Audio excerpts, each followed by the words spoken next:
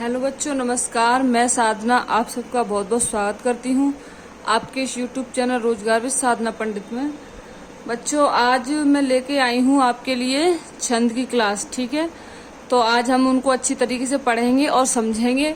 अगर आपको कोई प्रॉब्लम समस्या आती है तो प्लीज़ बताना, जिससे मैं आपकी प्रॉब्लम को सॉल्व करूँगी। ठीक है, अब जैसे पिछला चैप्टर रस पढ़ाया था, उम्मीद है आपको बहुत अच्छे से समझ में आया होगा। आज रहेगा छंद, तो इसे अच्छी तरीके से समझें। और प्लीज़ बच्चों, अगर आप मेरे चैनल पर नए आए हैं तो प्लीज़ मेरे चैनल को लाइक कीजिए, सब्सक्राइब कीजिए और भी बच्चों में शेयर कीजिएगा। और बच्चों, जिससे क्या है कि देखो, मुझे भी थोड़ा मोटिवेशन मिलता रहेगा, तो मैं भी थोड़ा आपके लिए बहुत अच्छा कर सकूंगी। बस ठीक है बच्चों, तो ज़्यादा टाइम ना गवाती हूँ, हम लोग अपनी क्लास की तरफ चलते हैं। जैसे ये है, देखो छंद है, तो छंद का क्या है? देखो, छंद धातु जिसका अर्थ है खुश करना। ठीक है, क्या होता है? खुश करना। दूसरा क्या होता है? एक और होता है बंधन। ठीक है, तो जैसे क्वेश्चन आता है कि छंद का अर्थ क्या है या छंद शब्द का मतलब क्या है, तो उसका अर्थ होता है खुश करना या बंधन। तो ये हो गया। ठीक है, अब जैसे छंद की परिभाषा पढ़ लेते हैं इसके बारे में थोड़ा सा, तब इसके बारे में अच्छे से समझ पाएंगे। वर्ण मात्राओं के नियमित विन्यास से यदि आनंद पैदा होता है तो उसे हम छंद कहते हैं। यानी वर्ण के माध्यम से, मात्राओं के माध्यम से। ठीक है, अगर हमें आनंद पैदा होता है, खुशी महसूस होती है, तो उसे हम क्या कहते हैं? छंद कहते हैं। जैसे छंद का बच्चों अब क्या है, कभी नहीं क्वेश्चन आता है, कभी कभी नहीं, अक्सर क्वेश्चन आता ही है, छंद का दूसरा नाम क्या है? तो छंद का हमेशा क्या कहेंगे? छंद का दूसरा नाम पिंगल भी कहते हैं। क्या कहते हैं? पिंगल भी कहते हैं। यह नाम पिंगल ऋषि के नाम पर दिया गया था, जो छंद शास्त्र के आदि के प्रणेता थे। ठीक है, अब ये जो है पिंगल ऋषि थे, तो जो पिंगल नाम जो है छंद का दूसरा किसके नाम पे पड़ा है? जो ऋषि थे पिंगल नाम की, तो उनके नाम पे ये नाम पड़ा हुआ है इनका। ठीक है, और ये छंद शास्त्र के प्रणेता, मतलब इन्होंने ही ये लिखे, इन्होंने ये बनाए थे। ठीक है, ऐसे कह सकते हैं। तो क्वेश्चन आएगा, छंद के प्रणेता कौन थे? ऋषि पिंगल थे। ठीक है, अब इसकी खोज कब की थी बच्चों? 200 ईसा पूर्व की थी। कब की थी? 200 ईसा पूर्व। छंद की प्रथम चर्चा ऋग्वेद में मिलती है। क्वेश्चन आता है, छंद की प्रथम चर्चा कहाँ, कौन से वेद में मिलती है? तो किस में बोलेंगे? ऋग्वेद में मिलती है। ठीक है, ऋग्वेद में मिलती है सबसे पहले, यानी कि ऋषि कहाँ खोजा गया? ऋग्वेद में ही खोजा गया था। अब बच्चों देखो, इनको थोड़ा पढ़ लेते। छंद के अंग। ठीक है, छंद के अंग क्या क्या होते हैं? देखो, छंद के अंग मुख्य जो हैं 7 होते हैं। ठीक है, क्वेश्चन आता है छंद के अंग बताइए कितने होते हैं? तो 7 होते हैं। देखो, चरण, पद, पाद। ठीक है, वर्णमाला, वर्ण मात्रा। नंबर 3 क्रम संख्या। नंबर 4 गढ़। नंबर 5 गति। नंबर 6 यति विराम, यानी यति को विराम ठहराव भी कहते हैं। नंबर 7 तुक। ठीक है, और ये तुम्हारे, अब इनका मतलब समझ लेते। चरण, पद, पाद, यानी कि ऐसे पूछ लेगा, निम्न में से बताइए दोहा में कितने चरण होते हैं या सोल्टा में कितने चरण होते हैं। ठीक है, तो ये क्या है? ये छंद की अंग है। फिर वर्ण मात्रा, बताइए दोहा में कितनी मात्राएं, इस तरीके से कहा। और क्या बोलते हैं, फिर आ जाता है, बताइए क्रम संख्या, यानी कि जो दोहा या सोटा की जो क्रम संख्या वो कितनी है, इस तरीके से। गढ़, गढ़ क्या कहते हैं? 3 वर्णों का समूह होता है, कुल 8 होते हैं ये। ठीक है, क्या होते हैं? 8 होते हैं। तो गढ़ क्या है? 3 वर्णों का समूह है, तो उसकी संख्या कितनी है बच्चों? 8 है। अब गति किसे कहते हैं? गति का दूसरा नाम लय भी है। ठीक है, जैसे किसी चीज को हम पढ़ते चले जा रहे हैं, जैसे एक गीत गाया हमने, लगातार गाते चले गए और उसकी हमारी लय बनती जा रही है। ठीक है, और लय बनती जा रही है, इस रुक नहीं रहा, स्पीड बनती जा रही है, तो हम उसे क्या कहेंगे? हमारा वो है, क्या है? गति बोलेंगे उसे। अब इसी तरीके से क्या है? यति विराम। तो जैसे यति विराम है, तो उसी यति विराम को क्या बोलेंगे? जैसे ठहराव, जैसे किसी चीज को पढ़ते या लिखते समय ठहराव आता है, या पढ़ते या लिखते समय क्या आता है? ठहराव आता है, तो उसे हम क्या कहते हैं? यति कहेंगे। ठीक है, दूसरा फिर हमारा 7वें नंबर का तुक। तो तुक, अगर तुक बने तो क्या होता है? तुकांत, और तुक ना बने तो क्या बोलते हैं? अतुकांत। ऐसे बोल सकते हैं इनको। तो जैसे मान लो कोई चीज, जैसे हमने कोई दोहा पढ़ा, तो उसकी एक तुक बन रही है, जैसे एक लय में है, तो उसे बोलेंगे तुक बन रही है कि हाँ बन रही है, और नहीं बन रही तो उसे क्या बोलेंगे? अतुकांत। अब जैसे अब देखो इनकी संख्या निश्चित, अब हाँ, तो जो है इनकी संख्या जो है निश्चित नहीं होती। अब इनकी संख्या जो है निश्चित नहीं होती। किसकी संख्या निश्चित नहीं होती? ये जो वर्ण मात्राएं जो हैं इनकी संख्याएं जो है एक तरीके से निश्चित नहीं है, लेकिन एक ये है, एक अनुमान निकाला गया है कि लगभग अगर जैसे अगर एक सीमित चीजें बताई गई हैं तो उससे बस ये है कि मतलब मेन चीजों को हम पढ़ सके इस तरीके से। सामान्यतः 4 चरण होते हैं छंद में, ठीक है। कौन कौन से होते हैं छंद के प्रकार? देखो सामान्यतः जो है 4 चरण होते हैं छंद में। अब छंद के प्रकार 4 होते हैं, ठीक है। क्वेश्चन आता है छंद में कितने चरण होते हैं? 4 होते हैं। छंद के प्रकार कितने हो? 3। देखो मात्रिक, वार्णिक, मुक्तक, यानी कि जिसमें मात्राओं की गिनती की जा सके उसे हम क्या कहते हैं बच्चों? उसे हम क्या कहेंगे? जिसमें मात्राओं की गिनती की जा सके उसे हम क्या कहेंगे? मात्रिक छंद। जिसमें मात्राओं की गिनती नहीं की जा सके उसे हम क्या कहेंगे? जिसमें वर्णों की गिनती की जा सके उसे क्या कहेंगे? हम वार्णिक छंद। और मुक्तक छंद क्या है? देखो वह छंद जो वर्ण या मात्रा दोनों से मुक्त हो। मुक्त यानी कि कुछ ना हो, उसमें ना वर्ण हो या ना मात्रा हो, तो उसे हम क्या कहेंगे? मुक्तक छंद कहेंगे, ठीक है। जिसमें ना वर्ण है ना मात्रा, तो वो सबसे फ्री है, मतलब उसमें कुछ है ही नहीं, ऐसे कह सकते हैं इस तरीके से।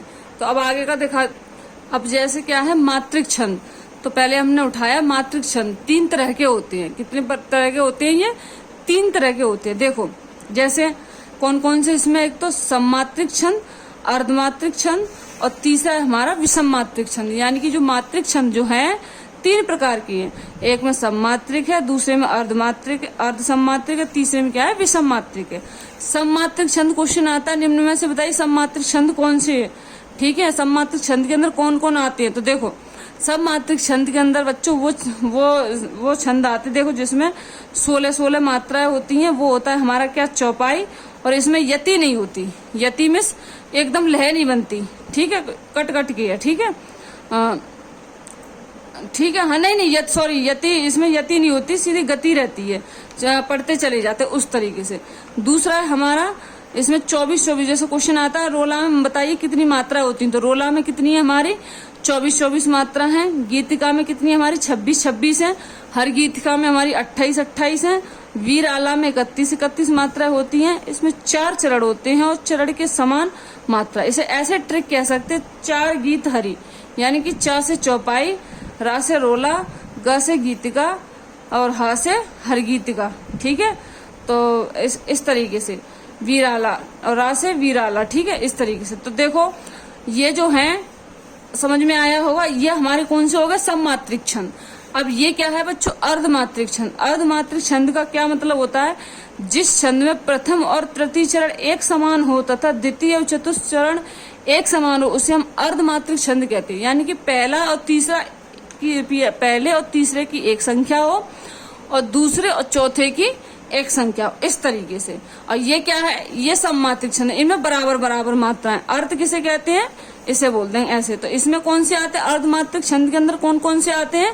दोहा, सोठा, बरवे और उल्लाला, ठीक है, ये चीजें आती हैं।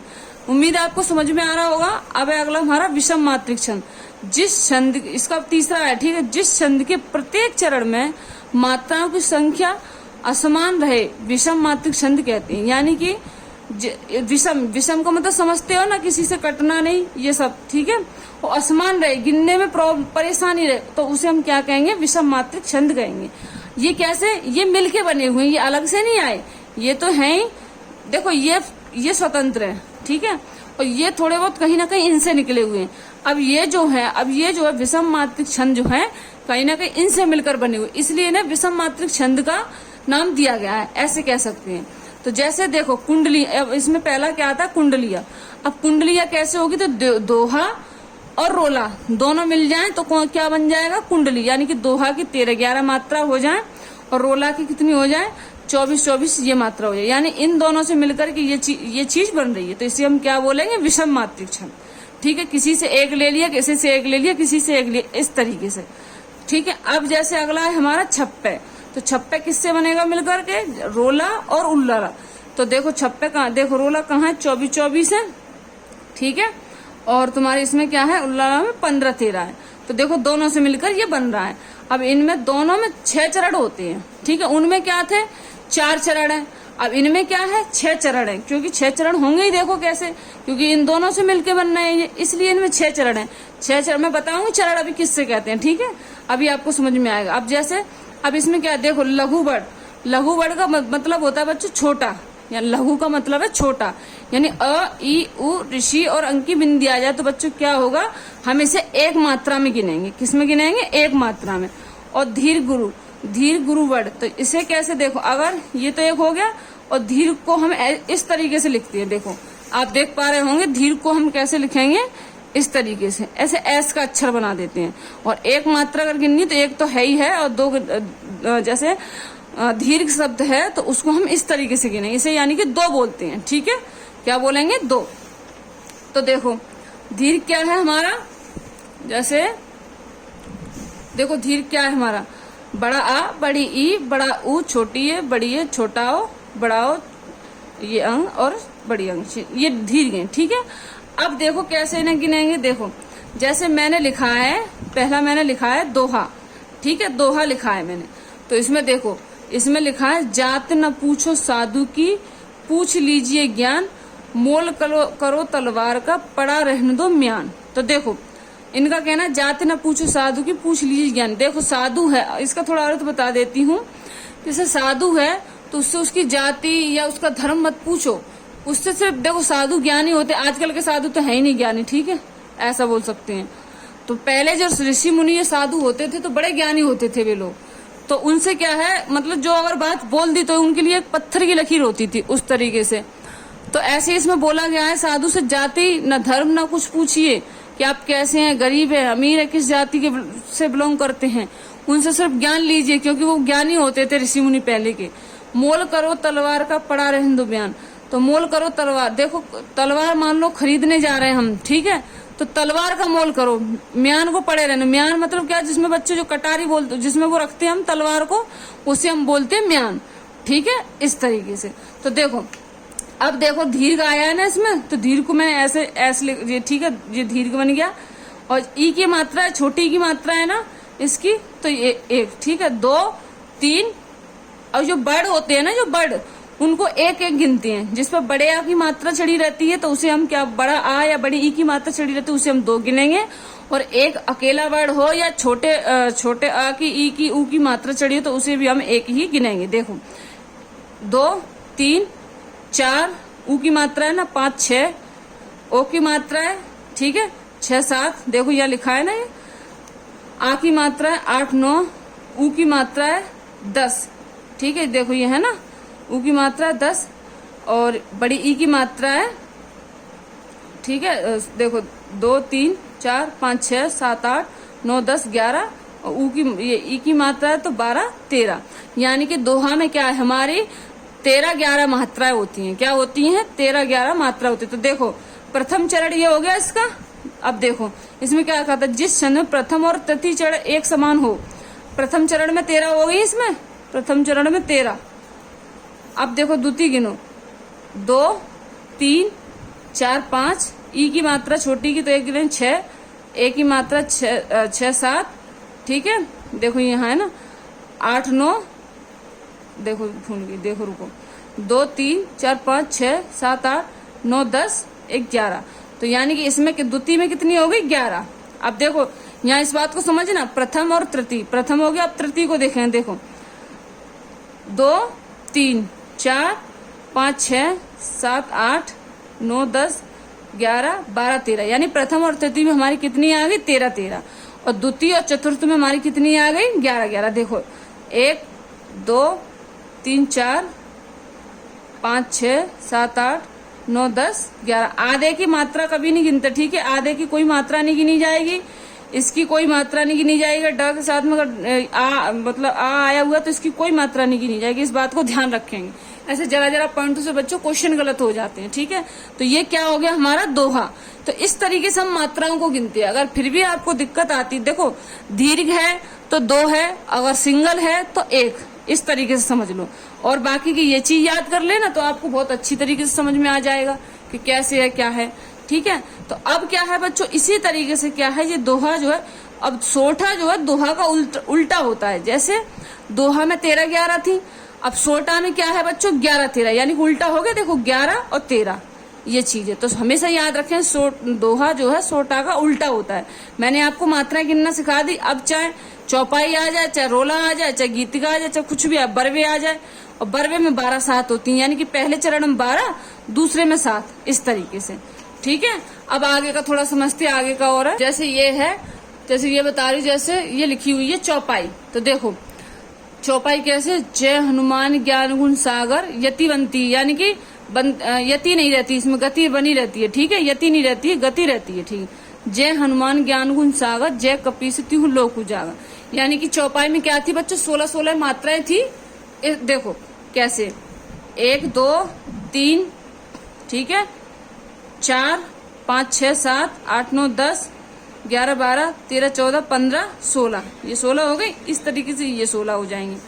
अब है हमारा वार्णिक छंद, अब है अगला हमारा वार्णिक छंद। अब देखो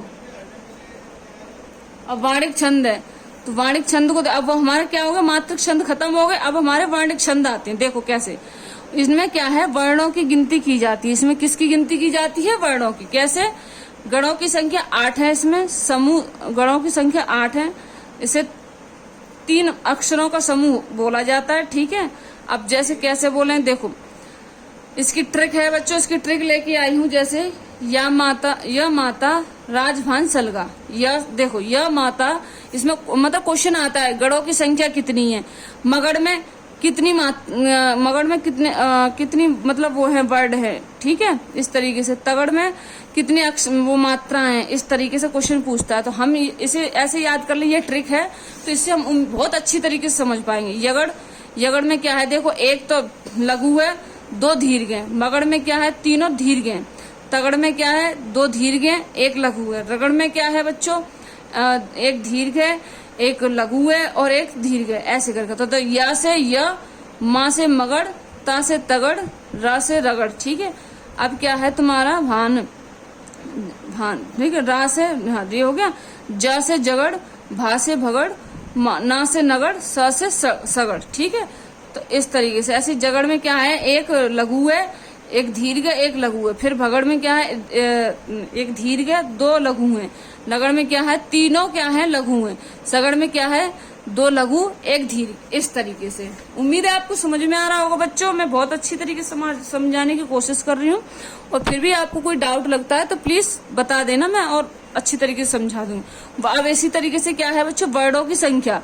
अब आ जाते कभी कभी वर्डों की संख्या गिनने के लिए आ जाते, तो देखो इसे ऐसे याद कर लेंगे। वैसे क्वेश्चन ज्यादातर यहाँ तक हो जाते हैं, ये इन्हें बहुत क्वेश्चन कम पूछता है, लेकिन 1 से 2 क्वेश्चन कभी कभार बन जाते, तो इसलिए मैं ले आई। लेकिन यहाँ तक क्वेश्चनों का एंड हो जाता है, ये समझो।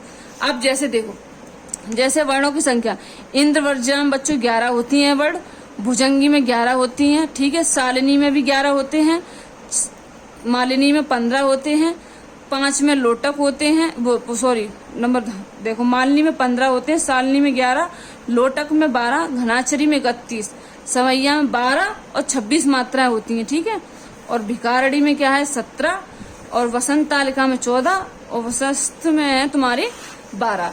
इस तरीके से ये हमारा चैप्टर, इस तरीके से चैप्टर बच्चों उम्मीद है आपको समझ में आया होगा। और फिर भी अगर आपको डाउट लगता है तो प्लीज मेरे कमेंट बॉक्स में मुझे बताना, जिससे मैं आपका डाउट क्लियर कर सकूं। और बच्चों अगर मेरी आपको वीडियो अच्छी लगी है तो प्लीज अपने और भी भाई बहनों में शेयर कीजिएगा, और भी बच्चों में शेयर कीजिएगा, जिससे बच्चों मुझे भी थोड़ा मोटिवेशन मिलता रहे। और ओके, आज के लिए सिर्फ इतना ही। और अगर आप मेरे चैनल पर नए आए तो प्लीज मेरे चैनल को लाइक कीजिए, सब्सक्राइब कीजिए। ठीक है बच्चों, ओके, धन्यवाद। मिलते हैं नेक्स्ट वीडियो में।